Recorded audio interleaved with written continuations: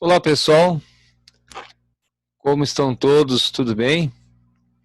É um prazer estar novamente com vocês aí em mais uma aula de estatística do dia 9 de abril, em que nós estamos fazendo a segunda parte do coeficiente de variação que iniciamos na aula anterior.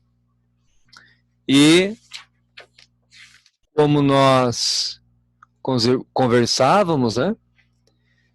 Essas são as equações para população de dados e para uma amostra de dados, né? Que é a divisão entre o desvio padrão e a média multiplicado por 100. O coeficiente de variação, então, ele é um indicador expresso em porcentagem na estatística, e quanto mais baixo é o seu valor, mais homogêneo, menos variável, menos disperso é o nosso conjunto de dados. Portanto, nós vamos hoje fazer aqui uma aplicação prática para visualizarmos, para podermos compreender melhor o significado deste indicador estatístico, coeficiente de variação. Então, nós temos aqui um exemplo que é determinar o coeficiente de variação para uma amostra coletada de idades de indivíduos de uma família, e é uma família que tem idades 5, 10, 12, 35, 38. Por exemplo, poderia ser um casal e 3 filhos, né? Ok. Então, lembre que a equação de coeficiente de variação, voltando aqui, ela nos requer tanto o desvio padrão quanto a média do rol de dados. Então, nós precisamos descobrir, primeiramente, o valor desses dois indicadores, desvio e média. Então, vamos para o cálculo da média. Aqui, então, trata-se de uma amostra, né, porque não é uma população, né, uma população dificilmente tem pouca quantidade de dados. E essa amostra, para fazer a média dela, como os valores não se repetem, então não vai ser ponderada. É uma dica aqui, só temos valores distintos, diferentes, então sempre será uma média aritmética simples. Então está aqui, como se fossem notas escolares, né? Soma-se todos os valores e divide pelo total de valores. São 5 valores, então divide por 5. Então, a média desses valores é 20. E aí, já vamos relembrando também que o coeficiente de variação objetiva mostrar se a média representa bem o conjunto de dados. Então, antes de terminarmos o exercício, já vou perguntando para vocês. Vocês acham que o valor 20 representa bem essa distribuição de dados? Então, vamos pensando aí. Vamos ver no final, qual é a conclusão que nós vamos chegar. Seguindo aqui. Então, aquele foi o primeiro passo, né? O cálculo da média. Segundo passo. Então, vai ser o cálculo da variância. Então, a variância, ela tem essa equação que abordamos em aulas anteriores, né? Esse símbolo grego, sigma, quer dizer somatório. Somatório de termos. Quais termos?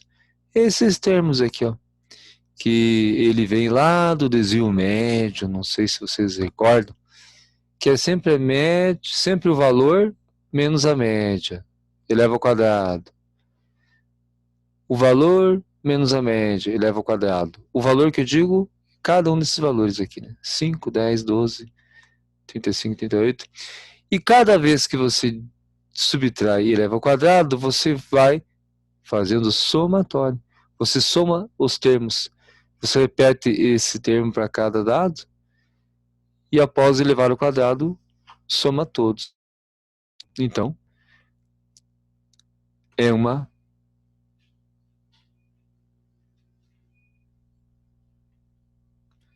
só checando aqui o meu microfone.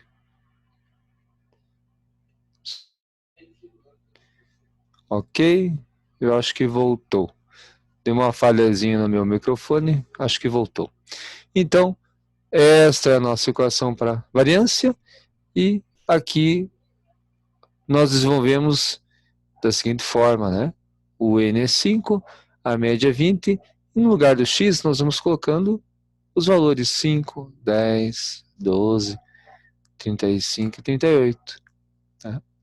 Ao operarmos toda essa expressão, primeiro eleva ao quadrado, soma tudo, 938 dividido por 4, dá 234,5. Como assim? É que é ao quadrado. Aqui, né, a variância está ao quadrado, certo? Então, ela não diretamente não nos fornece muita informação, mas ela é base para calcularmos o desvio padrão, que é necessário para a nossa equação de coeficiente de variação. Então vamos lá. Próximo passo. Nosso próximo passo vai ser o desvio padrão. Então nós estávamos aqui, né? 234,5. E agora o próximo passo é o desvio padrão.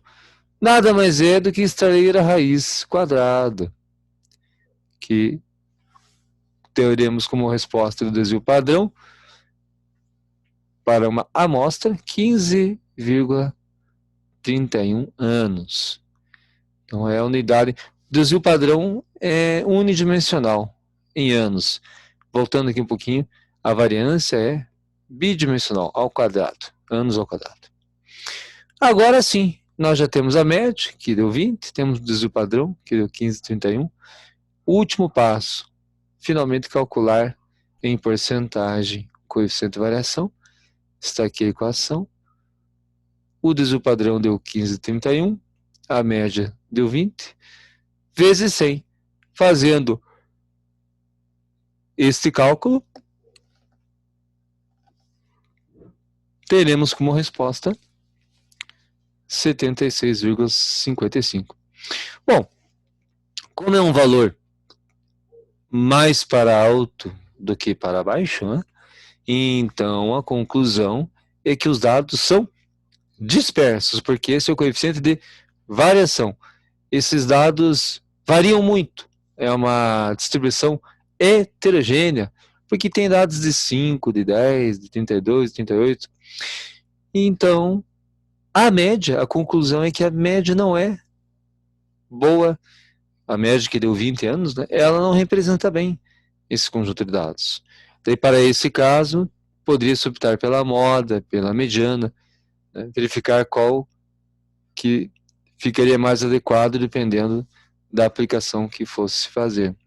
Então, é assim que são esses os passos principais para se chegar ao valor do coeficiente de variação, que é um indicador que analisa a dispersão de uma amostragem. né? É uma medida de dispersão também, portanto. Tudo bem, pessoal? Então, esse foi uma aplicação prática para exemplificar o nosso entendimento. E aqui, nós temos uma proposta para ser desenvolvida e pediria que vocês tentassem desenvolvê-la e na próxima aula eu apresento o gabarito para todos poderem conferir. Qual seria a proposta? Então, tendo um conjunto de idades como esses que estão aqui, que vai de 18, 19 até 30, 33, para esse rol de dados, né? É uma amostra, né? Ó, a dica, é uma amostra, não é uma população. A ideia é verificar se a média aritmética simples, né? Apesar que aqui não se pode chamar de simples, porque já temos alguma repetição, então é ponderada, né? Apesar que pela simples você também resolve, se quiser. Mas a proposta é verificar se a média ela representa bem esse conjunto de dados, né? E para isso é necessário calcular as medidas de dispersão, né? Quais medidas de dispersão? A média, a variância, o desvio padrão e, finalmente, o coeficiente de variação. Então fica aqui a proposta de trabalho, né? Sugiro que vocês tentem, é interessante para, muitas vezes, nas exatas, na matemática e principalmente na estatística, muitas vezes compreendemos o assunto, mas é muito importante exercitar para que o conhecimento fique bem consolidado no nosso raciocínio. Ok? Muito obrigado, pessoal, por dedicarem mais um tempo com a gente aqui e desejo bom estudo e um bom feriado de Páscoa para todos. Grande abraço, até mais.